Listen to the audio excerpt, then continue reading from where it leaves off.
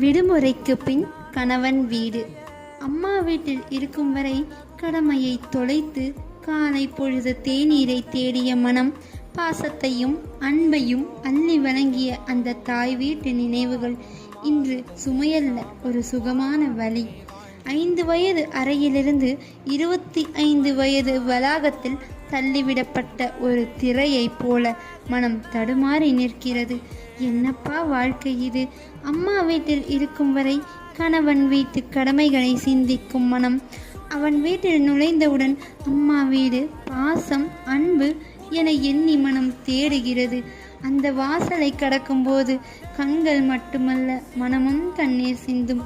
ஆனால் என்னுள் இருந்த அந்த 5 வயது குழந்தையை அங்கே தொலைத்துவிட்டு இங்கு மறுபடியும் நுழைகிறேன் இயந்திரமாக. கடமை எனும் கோடு, கைவிட முடியாத அன்பு. என் விரல்களை நானே கோர்த்து கொள்கிறேன் இந்த முடிவில்லா பயணத்தை மீண்டும் துணிவோடு தொடர. எனக்காக அல்ல, என்னவர்களுக்காக. என் விரல்களை நானே பற்றி கொண்டு தனிமையில் அல்ல, துணிச்சலோடு ஓடுகிறேன். வா, செல்லலாம்.